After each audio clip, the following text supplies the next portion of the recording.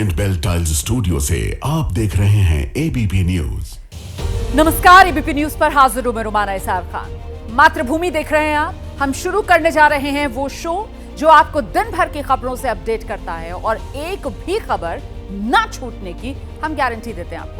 तो सबसे पहले वो 4 खबरें जिन पर इस वक्त पूरे देश की नजर है, एक एक करके वो खबरें आपको बता देते हैं। पहली खबर, भारत में मौजूद एक और जासूस से जुड़ी। जसबीर नाम का ये जासूस है, 3 बार पाकिस्तान जा चुका है और वहां पर जासूस ज्योति के साथ आईएसआई के अधिकारियों से इसने मुलाकात भी की है। दूसरी बड़ी खबर, चीन के उस फंगस की जो अमेरिका में एग्रो आतंकवाद ला सकता है। चीन पर पहले कोविड वायरस फैलाने का आरोप लगा और अब ये नया खतरा दुनिया के सामने है। तीसरी बड़ी खबर सियासी है। राहुल गांधी का नरेंद्र सरेंडर वाला जो भाषण है उस पर पाकिस्तान में भी जबरदस्त तरीके से प्रतिक्रियाएं आ रही हैं और वो पाकिस्तान में वायरल है। और साथ ही मातृभूमि में चौथी बड़ी खबर, आज पाकिस्तान में तबाही का टेंडर वाला सबूत सामने आया है।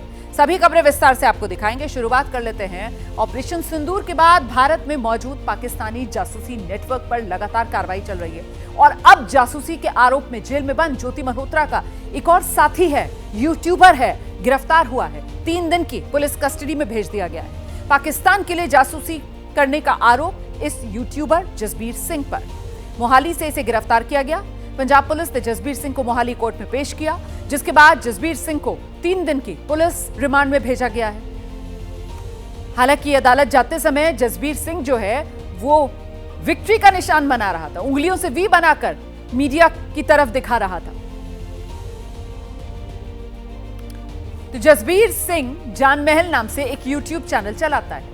पुलिस की जांच में सामने आया जसबीर हरियाणा से गिरफ्तार यूट्यूबर ज्योति मल्होत्रा और पाकिस्तानी उच्चायुक्त से निष्कासित अधिकारी दानिश से संपर्क में था और दानिश के बुलावे पर पाकिस्तानी एम्बेसी भी गया था। जसबीर 3 बार पाकिस्तान भी जा चुका था। इसके पास से जांच एजेंसियों को पाकिस्तान के कई नंबर्स मिले हैं। जांच में पता लगा जसबीर पाकिस्तानी खुफिया एजेंसी आईएसआई के एजेंट शाकिर के संपर्क में था। ਅੱਜ ਚੱਲਿਆ ਜੀ ਪਾਕਿਸਤਾਨ ਬਾਗਾ ਬਾਰਡਰ ਪਾਰ ਕਰਕੇ ਜਾਣਾ। ਪਾਕਿਸਤਾਨੀ ਦੇਖਦੇ ਲਓ ਜੀ ਆਹ ਸਾਈਡ ਇੰਡੀਆ ਤੇ ਇਹ ਸਾਈਡ ਪਾਕਿਸਤਾਨ। ਸਾਹਮਣੇ ਆ ਚੱਲੇ ਜ਼ੀਰੋ ਲਾਈਨ, ਆਹ ਜ਼ੀਰੋ ਲਾਈਨ ਹੈ, ਉਹਦੇ ਪਰਲੀ ਪਾਰ ਪਾਕਿस्तान ਹੈ ਤੇ ਇਹ ਸਾਈਡ ਇੰਡੀਆ। पाकिस्तान के ट्रैप में एक और हिंदुस्तानी यूट्यूबर आ गया। नाम है जसबीर सिंह। पंजाब पुलिस ने रूपनगर से यूट्यूबर जसबीर सिंह को जासूसी के आरोप में गिरफ्तार किया है। ਹੁਣ ਅਸੀਂ ਆ ਗਏ ਜ਼ੀਰੋ ਲਾਈਨ ਪਰ ਤੇ ਆ ਸਾਡਾ ਇੰਡੀਅਨ ਗੇਟ ਹੈ ਤੇ ਉਧਰ ਆ ਪਾਕਿਸਤਾਨ ਵਾਲਾ ਸਾਡਾ ਗੇਟ ਹੈ। ਆ ਜ਼ੀਰੋ ਲਾਈਨ ਹੈ ਤੇ ਇਹ ਸਾਈਡ ਇੰਡੀਆ ਤੇ ਇਹ ਸਾਈਡ ਪਾਕਿस्तान। ਠੀਕ ਹੈ ਜੀ, इंडिया जा गया तो आ पाकिस्तान चल गया। पाकिस्तान के जासूसी नेटवर्क की एक अहम कड़ी बन गया था जसबीर। जांच में खुलासा हुआ है कि जसबीर का संबंध पाकिस्तानी अफसरों से है। मैं हाँ पाकिस्तान के अंदर तो कई बंदे डरते पासपोर्ट में मोहर लगती है तो मैं करतारपुर साहब जा रहा। मैं पूरी डिटेल च दसूँगा तो वीडियो तुसी एंड तक देखो, आउण दी ते जाण दी वीडियो किस तरह तो इंडियन एमिग्रेशन होया मेरा तो किस तरह मैं आउट होया तो वीडियो करते हैं शुरू। जसबीर जानमहल नाम का यूट्यूब चैनल चलाता है।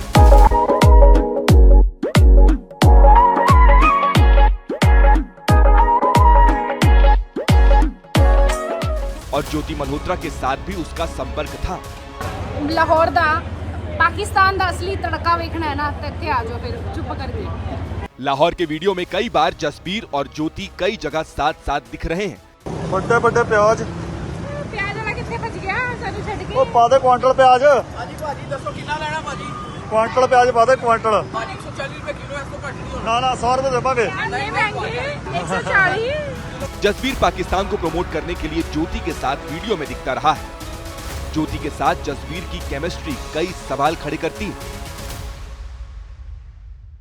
लाहौर दी लस्सी, खालस लस्सी, खालस लस्सी। प्योर खालस। अच्छा थोड़ी देर हुन रखो, बहुत चिल है। अच्छा फिर तुसी पीना ते आनंद मानो जरा फिर।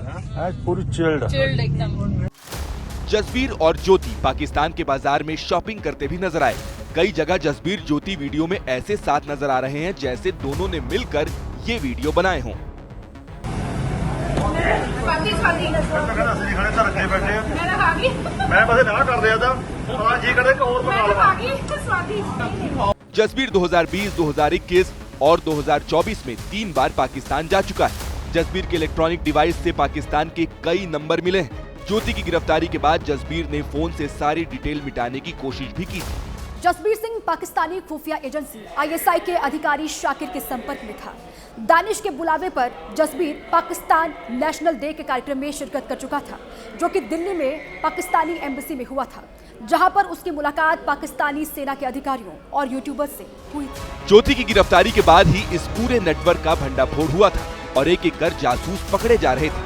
अब जसबीर की गिरफ्तारी के बाद इस पूरे नेटवर्क की कई और अहम कड़ियां जुड़ सकती हैं। देखिए, पंजाब पुलिस और खुफिया एजेंसीज ने बीते 1 महीने में पंजाब से अब तक 9 लोगों को जासूसी के आरोप में गिरफ्तार किया है। ये सभी आरोपी पाकिस्तानी एजेंट्स के साथ लगातार संपर्क में थे। पाकिस्तान में लगातार की गई कॉल्स के बाद खुफिया एजेंसियां और पंजाब पुलिस को इन पर शक हुआ। 29 अप्रैल को बठिंडा पुलिस ने सुनील कुमार को गिरफ्तार किया। सुनील बठिंडा कैंट एरिया में मोची का काम करता था। 4 मई को अमृतसर से 2 जासूस पलक शेर मसीह और सूरज मसीह को गिरफ्तार किया गया। इसके बाद 11 मई की तारीख थी जब मलेरकोटला से गजाला खातून और यामीन मोहम्मद को गिरफ्तार किया गया। फिर 13 मई को बठिंडा से पुलिस ने आर्मी कैंट में काम करने वाले एक संदिग्ध जासूस रकीब को गिरफ्तार किया। वो आर्मी कैंट में दर्जी का काम करता था। फिर 15 मई को गुरदासपुर से पुलिस ने सुखप्रीत सिंह और करणबीर सिंह को गिरफ्तार किया। इनके पास से 3 मोबाइल फोन और 30 बोर के 8 कारतूस भी बरामद हुए पुलिस को। अब कल पंजाब के ही रूपनगर से गगनदीप सिंह को गिरफ्तार किया गया है और ये सभी जो हैं वो पाकिस्तानी एजेंट्स के संपर्क में, इन पर ऑपरेशन सिंदूर से जुड़ी जानकारियां पाकिस्तान तक पहुंचाने के आरोप हैं। और अब तो जिस तरीके से ये गिरफ्तारियां हो रही हैं उसके बाद इसमें कोई शक शुबा नहीं कि ये नेटवर्क जासूसी का काफी गहरे तक अपनी जड़ें जमाए हुए हैं। आगे बढ़ेंगे, अगली खबर जो पूरी दुनिया को खबरदार करने वाली है। अमेरिका की जांच एजेंसी FBI ने एग्रो टेररिज्म यानी कृषि आतंकवाद की साजिश के आरोप में 2 चीनी नागरिकों को अरेस्ट किया है। इनमें एक महिला है जिसका नाम युनकिंग जियान है और उसका बॉयफ्रेंड है जुनयोंग लियू।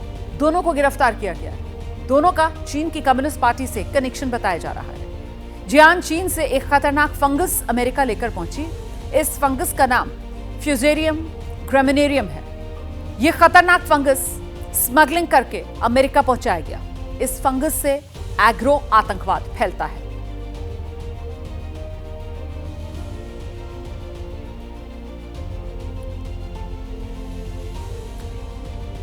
दरअसल हमने साइबर टेररिज्म और इको टेररिज्म जैसे शब्द सुने हैं। अब सवाल यह कि आखिर ये एग्रो आतंकवाद क्या है, यह समझना जरूरी हो जाता है। अभी मैंने आपको बताया कि जो फंगस चीन से स्मगल कर अमेरिका लाया गया उसका नाम है फ्यूजेरियम ग्रामिनेरियम। ये फ्यूजेरियम ग्रामिनेरियम फंगस फसलों को बर्बाद करता है। इसे जैविक हथियार के रूप में इस्तेमाल किया जा सकता है।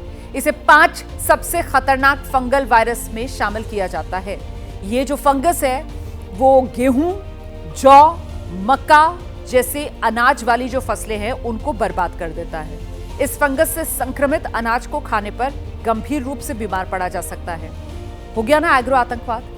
मतलब पहले किसी देश की कृषि अर्थव्यवस्था को बर्बाद कर दिया जाए और फिर वहां के नागरिकों को बीमार कर दिया जाए।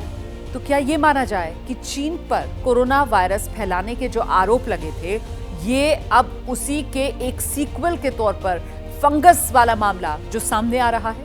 और आगे बढ़ेंगे, अब चीन के बाद बात जरा पाकिस्तान की करेंगे। भारत ने पाकिस्तान के कितने एयरबेसेस तबाह किए? पाकिस्तान इसको छिपाता रहा लेकिन फिर कुछ ऐसा कर देता है कि अपने ही झूठ पे खुद फंस जाता है। एक बार फिर पाकिस्तान ने अपनी ही तबाही के सबूत दिए हैं। दरअसल पाकिस्तान की एयरफोर्स ने टेंडर निकाल दिए हैं। एयरबेस रिपेयर और मेंटेनेंस के लिए ये टेंडर निकाले गए हैं। भारत के हमले के बाद पाकिस्तान ने ये टेंडर निकाले हैं। भारत के हमले में तबाह हुए थे पाकिस्तान के कई एयरबेस। अब ये टेंडर ऑनलाइन है, कोई भी इन टेंडर को देख सकता है। ये टेंडर का नोटिस है, अभी स्क्रीन पर भी आप देख रहे हैं टीवी पर अपने। ये सबूत है, पाकिस्तान ने दुनिया को खुद दे दिया है कि उसके एयरबेस तबाह हुए हैं।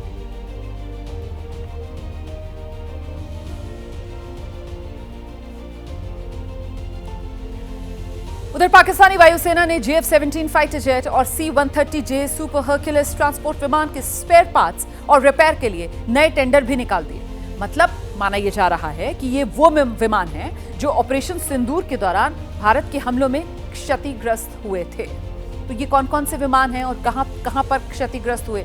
जो नूर खान एयरबेस पाकिस्तान का, वहां JF-17 और C-130 के रिपेयर का टेंडर निकाला गया है।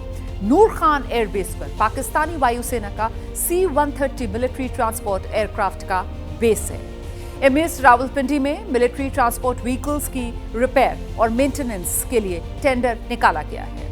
वहीं सरगोधा एयरबेस, यहां पर एक बड़ा टेंडर IT इक्विपमेंट के लिए निकाला गया है। सरगोधा में पाकिस्तान का nuclear command and control centre है। ऑपरेशन सिंदूर के दौरान भारतीय वायुसेना ने सरगोधा के करीब किराना हिल्स पर बमबारी कर पूरे पाकिस्तान को हिला दिया था। शहबाज एयरबेस हो, जेकबाबाद फायरिंग रेंज का टेंडर भी निकाला गया है। इस बेस पर भारत द्वारा किए गए हमले की तस्वीरें भी सामने आई थी और माना यह जा रहा है कि हमले के दौरान इस एयरबेस की जो फायरिंग रेंज है उसे जबरदस्त नुकसान पहुंचा। इसी तरीके से इस्लामाबाद में हेडक्वार्टर चीफ मेंटेनेंस एयर ने सभी एयरबेसेस की साइबर सिक्योरिटी टेस्टिंग के लिए भी टेंडर निकाले हैं।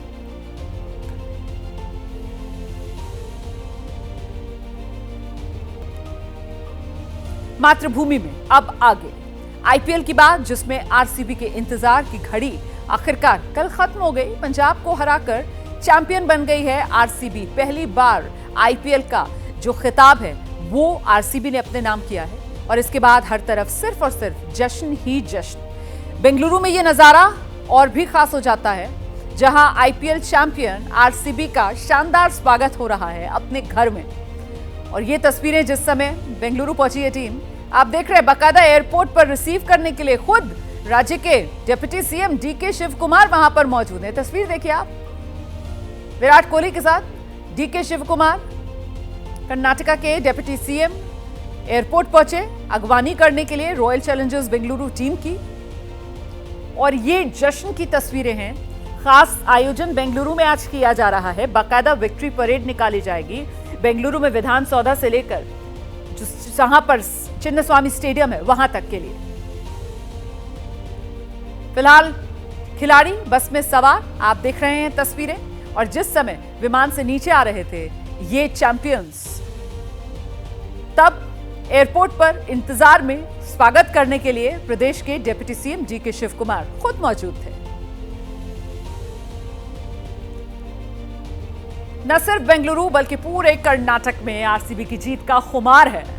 और जैसे ही कल देर रात RCB ने IPL सीजन 18 का ये खिताब अपने नाम किया, ऐसा लग रहा था जैसे कर्नाटक में हर कोई अपने घर से निकलकर सड़क पर उमड़ पड़ा और सिर्फ जश्न मनाया जा रहा था, जीत का जश्न। और वो जीत जिसके लिए इंतजार बड़ा लंबा करना पड़ा। 18 साल के इंतजार के बाद ये पहला मौका था जब royal Challengers Bengaluru IPL champion बनी है। और IPL चैंपियन बनने वाली RCB को जीत के साथ ही सिर्फ ट्रॉफी नहीं मिली है बल्कि मोटी इनाम की राशि भी मिली है। रॉयल चैलेंजर्स बेंगलुरु ने पंजाब किंग्स को हराते हुए न सिर्फ 18 साल बाद IPL का अपना पहला खिताब जीता बल्कि उसके हाथ लगे हैं 20 करोड़ रुपए। जी, 20 करोड़ का बड़ा जैकपॉट हाथ लगा है। दूसरे स्थान पर रहने वाली पंजाब किंग्स को 12 करोड़ 50 लाख रुपए की प्राइज मनी मिली है। और वहीं तीसरी पोजीशन पर मुंबई इंडियंस की टीम रही है, 7 करोड़ की इनाम राशि। चौथे स्थान पर रहने वाली शुभमन गिल की टीम को 6 करोड़ 50 लाख की इनाम राशि दी गई है। तो गुजरात टाइटंस जो चौथी पोजीशन पर रही, लेकिन रॉयल चैलेंजर्स बेंगलुरु जो टॉप पर, जिसने IPL का खिताब अपने नाम किया, 20 करोड़ इनाम की राशि।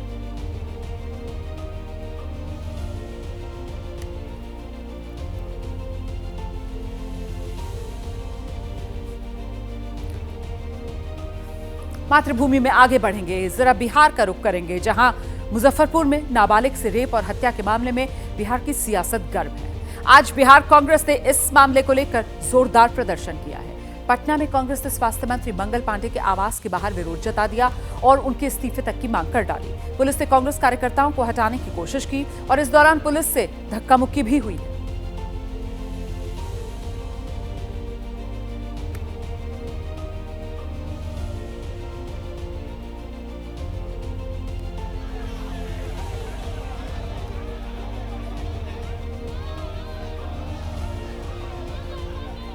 ये दो तस्वीरें आप देख रहे हैं, एक पीएमसीएच की तस्वीर है जिस दिन नाबालिग की मौत हुई थी, उसी दिन की तस्वीर आप देख रहे हैं। पीएमसीएच पर आरोप यह लगाया था पीड़ित परिवार ने कि समय रहते नाबालिग का इलाज अस्पताल में नहीं हो पाया और इसी वजह से आक्रोश वहां पर भी देखने के लिए मिला था। और इसके बाद लगातार सियासी पारा प्रदेश का हाई है और इसी को लेकर कांग्रेस का ये विरोध प्रदर्शन आज बिहार के जो स्वास्थ्य मंत्री हैं मंगल पांडे, उनके आवास के बाहर कांग्रेस के कार्यकर्ता पहुंचे हैं और देखिए किस तरीके से वहां विरोध प्रदर्शन किया जा रहा है।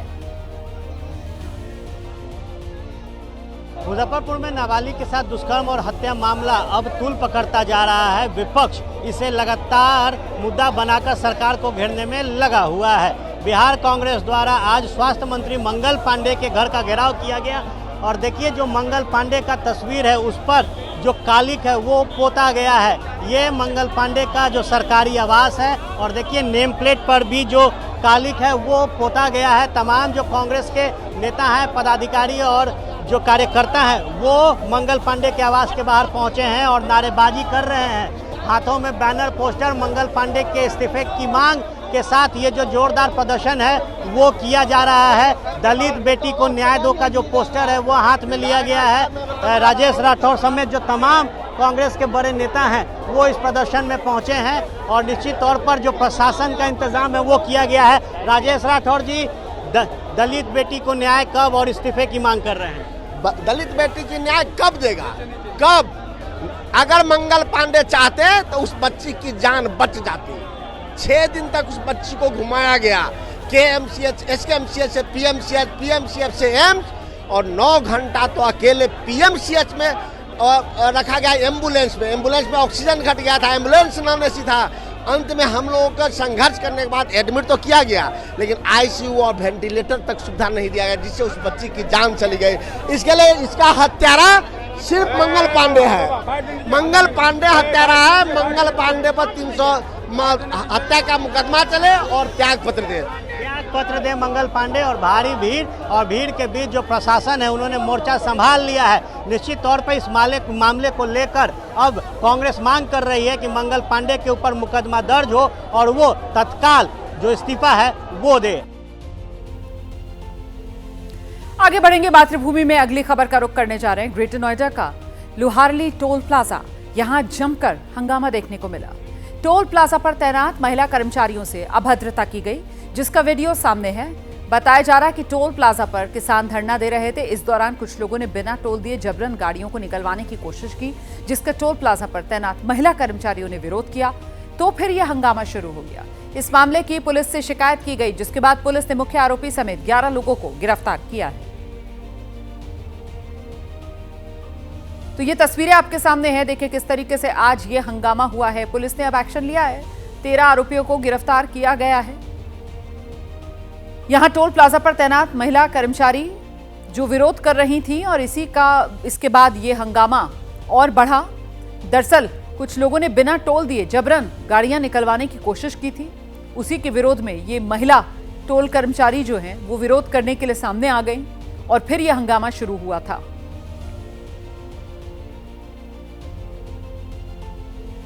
देखिए कैसे महिला टोल कर्मचारियों के साथ बाकायदा यहां पर मारपीट करते हुए ये लोग नजर आ रहे हैं तस्वीरों में।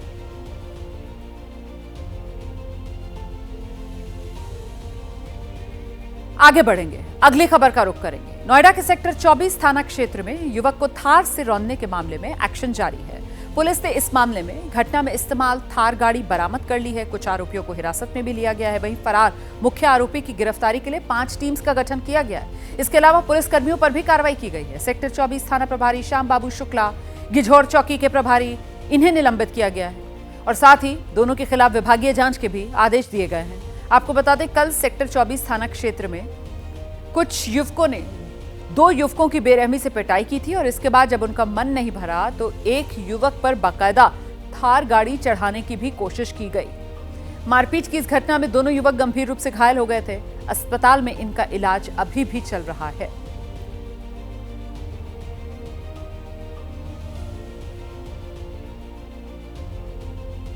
और अब इस वक्त मातृभूमि में एक बड़ी खबर हम आपको बताने जा रहे हैं। राहुल गांधी, उनके बयान पर बीजेपी अध्यक्ष जेपी नड्डा ने पलटवार किया है और कहा कि राहुल का बयान भारतवासियों का अपमान है। सरेंडर कांग्रेस की डिक्शनरी में है, राहुल के डीएनए में सरेंडर है, ये कह रहे हैं जेपी नड्डा। राहुल का बयान देशद्रोह से कम नहीं, ये कह रहे हैं जेपी नड्डा।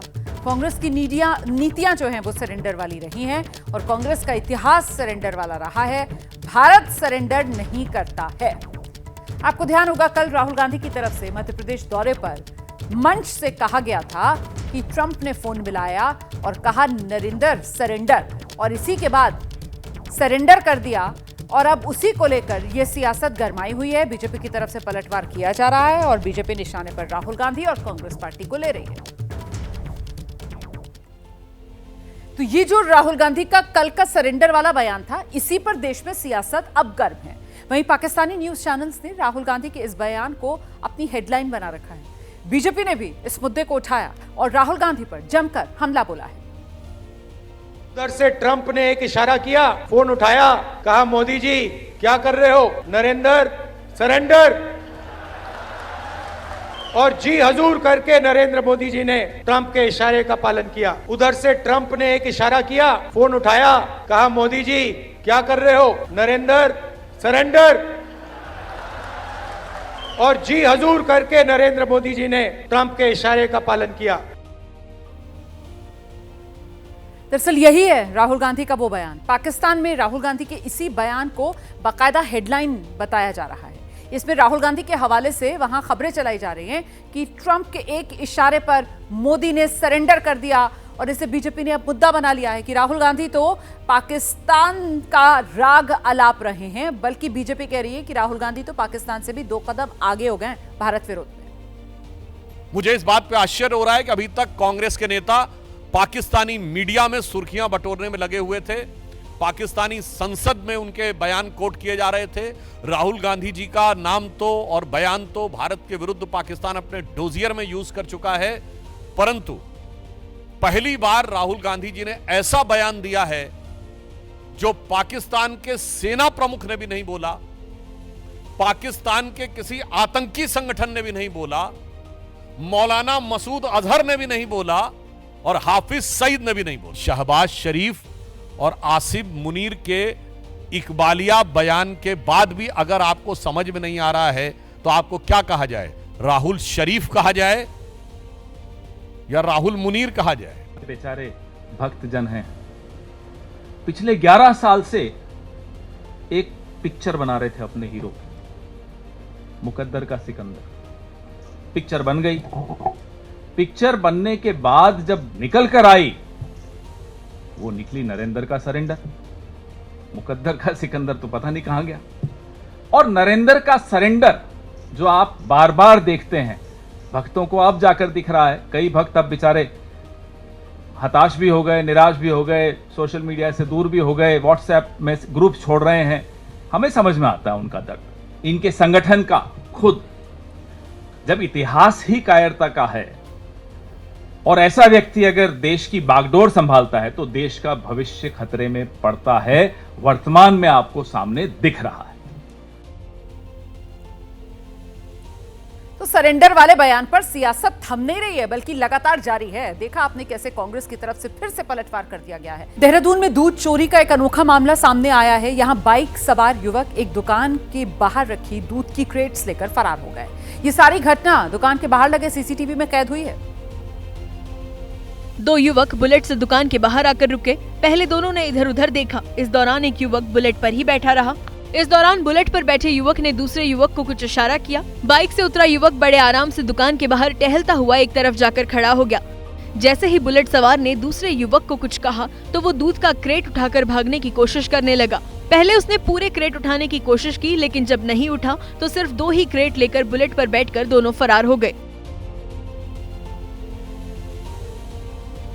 वहीं उत्तर प्रदेश के मेरठ में थूक कर रोटी बनाने का वीडियो तेजी से वायरल हो रहा है। वीडियो एक होटल का है जिसमें रोटी बनाने वाला शख्स रोटी को तंदूर में डालने से पहले रोटी पर थूक रहा है। और जो वीडियो सामने आया उसमें साफ साफ दिखा कि रोटी बनाने वाला शख्स रोटी को तंदूर में डालने से पहले उस पर थूक रहा है। जैसे ही एक शख्स की नजर रोटी बनाने वाले पर गई, उसने तुरंत थूक कर रोटी बनाने वाले शख्स का वीडियो अपने मोबाइल के कैमरे में रिकॉर्ड कर लिया। वीडियो सामने आया तो मामले ने तूल पकड़ा। हिंदू संगठनों ने अल करीम होटल पहुंचकर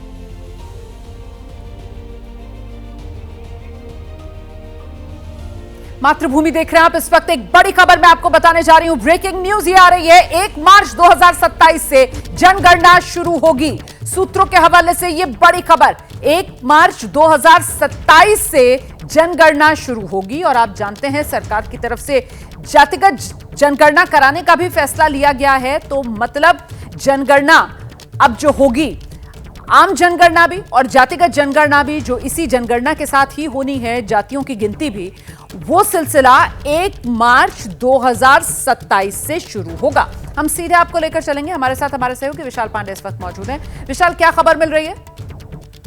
बिल्कुल, देखिए इस वक्त की बड़ी खबर यही है कि जातिगत जनगणना के साथ साथ जनगणना 2027 को 2 फेज कराया जाएगा। है वो 1 मार्च 2027 से शुरू होगी, यानी जनगणना जो कि देश भर में होगी वो 1 मार्च 2027 से शुरू हो जाएगी। लेकिन जम्मू कश्मीर, लद्दाख और हिमाचल प्रदेश और उत्तराखंड जैसे बर्फीले क्षेत्र के जो राज्य हैं वहां पर जनगणना की शुरुआत 1 अक्टूबर 2026 से शुरू हो जाएगी। यानी 2 फेज में जनगणना कराई जाएगी। एक बहुत बड़ी जानकारी है क्योंकि इससे बहुत सारी चीजें जुड़ेंगी। जातिगत जनगणना, एक सेकंड विशाल दोबारा बताइए।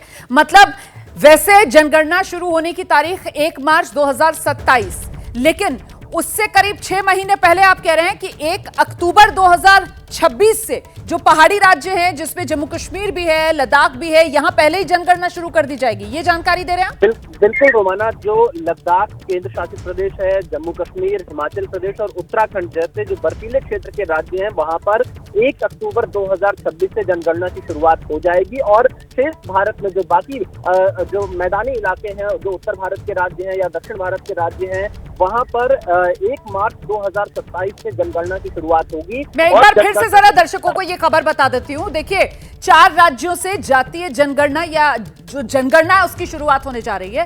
और ये 4 राज्य जहां 1 अक्टूबर 2026 से जनगणना की शुरुआत होगी, उसमें 2 तो राज्य हैं, हिमाचल प्रदेश और उत्तराखंड, और 2 केंद्र शासित प्रदेश हैं, एक जम्मू कश्मीर और दूसरा लद्दाख। तो यहां इन 4 जगहों पर 1 अक्टूबर 2026 से, मतलब अगले साल 1 अक्टूबर से जनगणना शुरू होगी। और उसके बाद बाकी पूरे देश में जनगणना का सिलसिला शुरू होगा 1 मार्च 2027 से। विशाल, बिल्कुल आपने सही कहा रोमाना। 4 राज्य जो अभी जानकारी मिल रही है, लद्दाख, जम्मू कश्मीर, हिमाचल प्रदेश और उत्तराखंड, यहाँ पर 1 अक्टूबर 2026 से जनगणना की शुरुआत हो जाएगी। और बाकी जो बचे हुए राज्य हैं वहाँ पर 1 मार्च 2027 से जनगणना की शुरुआत होगी। और खास बात यह है कि जातियों की गणना भी इनके साथ में की जाएगी सभी राज्यों में। और जातिगत जनगणना को लेकर कई तरह के सवाल जो पूरे जनगणना में पूछे जाते, जैसा कि हमने पिछले सेंसस में देखा है, उस तरह के सवाल पूछे जाएंगे। जाति का कॉलम जोड़ा जाएगा। लोग अपनी जाति जो बताना चाहेंगे वो अपनी जाति के बारे में इस जनगणना में अपनी जाति बता सकते हैं। तो जातियों को गिना जाएगा। और लेकिन सबसे बड़ी बात ये कि तारीख का इंतजार था।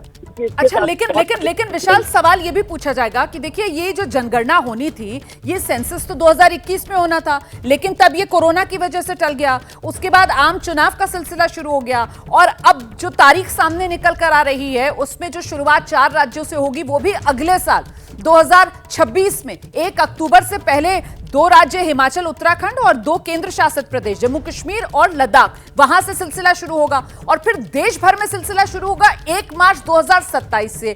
तो इतना वक्त क्यों? इसको लेकर क्या जानकारी दी जा रही है? क्योंकि जनगणना के साथ ही जातिगत जनगणना भी करवानी है। क्या उसी की तैयारियों की वजह से यह समय लिया गया है? बिल्कुल रोमाना, ये कहा जा सकता है कि तैयारियां जो करानी है उसकी वजह से ये पूरा समय इसमें लगा है। और ये कहा जा रहा है कि 2027 में जब जनगणना की शुरुआत हो जाएगी और 2026 में जो पहाड़ी राज्यों में होगा, वो अपने आप में एक बड़ी बात होगी। और क्योंकि इसमें बहुत सारी चीजें इन्वॉल्व होंगी, इसमें परिसीमन को भी इन्वॉल्व किया जाएगा। आगे चलकर जो आंकड़े आएंगे, उसके बाद जो केंद्र सरकार ने महिला आरक्षण बिल पास किया था, वो भी इसी पर निर्भर करता है। तो बहुत सारे फैसले इस जनगणना के साथ ही आने वाले सालों में दिखाई पड़ सकते हैं। बिल्कुल, ये पहले ही तय था कि 2026 के बाद जब जनगणना होगी उसी के आधार पर फिर परिसीमन होगा, और ऐसे में परिसीमन से लेकर जो महिला आरक्षण है वो सब कुछ निर्भर अब इस जनगणना के आंकड़ों पर करेगा, जिसका बेसब्री से इंतजार देश को है। और अब उसके लिए तारीखें यहां सामने आ चुकी हैं। लद्दाख, जम्मू कश्मीर, उत्तराखंड, अक्टूबर 1 अक्टूबर 2026 से यहां इन 4 क्षेत्रों में जनगणना शुरू होगी और बाकी पूरे देश में जनगणना का सिलसिला शुरू होगा 1 मार्च 2027 से। तो मातृभूमि देख रहे थे आप, एबीपी न्यूज पर मुझे इजाजत दीजिए, कल आपसे फिर मुलाकात होगी।